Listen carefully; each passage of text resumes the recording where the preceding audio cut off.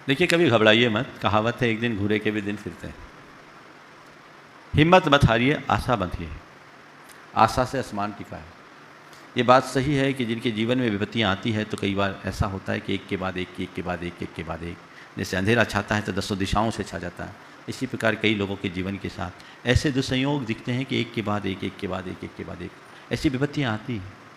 लेकिन आप घबराइए मत, इन्हें कर्मोदय मान करके स्वीकार कीजिए, सहज भाव से स्वीकार कीजिए। मेरे कर्म का उदय है, ये विपत्तियाँ झेलना है, लेकिन ये कम है क्या कि मैं इनके बीच जीवित हूँ और अपने जीवन का निर्वाह कर रही हूँ।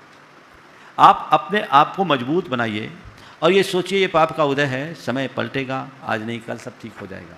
और जो कुछ है ये ऊपर है, इस विपत्ति से मैं घबराऊँ। इस जीव ने तो चतुर्गति के संसार में न जाने कितने बड़े बड़े दुख और विपत्तियाँ भोगी हैं, उसके आगे तो बहुत थोड़ी है। दूसरी बात, जो विपत्ति आपको अपनी विपत्ति लगती है, जो दुख आपको अपना दुख लगता है, थोड़ा अपने से नीचे वाले को देखो तो पाओगे कि उनकी तुलना में तो मैं बहुत सुखी हूँ। मेरे से भी ज़्यादा दुखी, मेरे से भी ज़्यादा विफल, मेरे से भी ज़्यादा परेशान लोग इस संसार में हैं। मेरे पास अंधेरा है पर मुझसे घना अंधेरा भी कहीं और है। ये आपके मन को ठाड़स देगा। थोड़ा सा अपनी सोच को सकारात्मक बनाने की कोशिश कीजिए, आशावादी बनिए और सोचिए ये थोड़े दिन की बात है, थोड़े दिन की बात है, थोड़े दिन की बात है, सब ठीक हो जाएगा, सब ठीक हो जाएगा, बदलाव आएगा। मैं आपको एक ऐसे परिवार की बात बताना चाहता हूँ जिनके यहाँ एक साथ दो मृत्यु हुई, जिसमें पिता भी मरा, पति भी मरा, दोनों एक साथ गए। अच्छा खासा कारोबार था।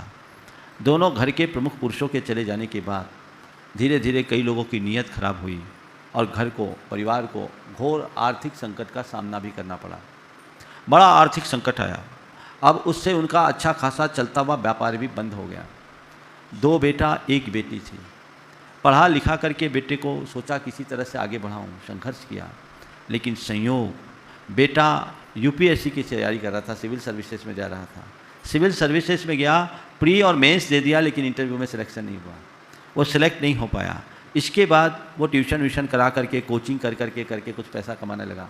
उसकी सगाई हुई, सगाई भी टूट गई, सगाई टूट गई। अब वो कहीं से कुछ करे, उनको लगे नहीं कहाँ, अब हर तरफ विफलता विफलता विफलता। अब क्या करे, मन हार गया।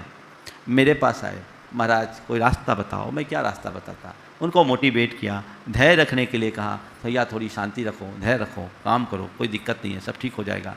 इसी बीच उसका एक मित्र था जो जर्मनी में था, उसने अपनी एक कंपनी खोली। उसे कंपनी में एक आदमी की ज़रूरत थी, अपनी तरफ से ऑफ़र दिया, स्टार्टअप में उस कंपनी को उसने रख लिया। आज उसकी 500 करोड़ की कंपनी है जिसका वो एक हिस्सेदार है। दिन बदलते हैं तो ऐसे बदलते हैं।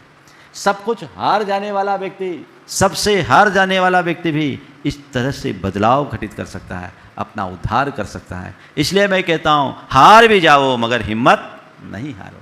जब समय आएगा बदलाव होगा। आप थोड़ी दृष्टि दौड़ाओ, बहुत सारे ऐसे लोग मिलेंगे जिनके जीवन में घोर संघर्षों की कहानी अंकित होगी, लेकिन जिनने संघर्ष किया है उनके ही जीवन में हर्ष प्रकट रहा है। आज वो मजबूत स्थिति में है, बढ़िया स्थिति में है। आपके साथ भी ऐसा होगा। मेरी सद्भावनाएं हैं, आशीर्वाद है, आपके दिन अच्छे आए। लेकिन जब अच्छे दिन आए तो आए, आज जो दिन है इसे अच्छे से जियो। रोध होकर काटो मत, दिन को जियो। संघर्ष करो, ये सोचो मेरे जीवन की ये समस्या मेरी तपस्या का निमित्त बन करके आई है। प्रकृति ने मेरे लिए यही निश्चित किया है, मुझे इस तरह से ही अपने जीवन को जीना और आगे बढ़ाना है। ऐसा सोच करके आप काम करेंगे तो जीवन में निश्चित सफलीभूत होंगे। कभी कभी मन हताश नहीं होगा।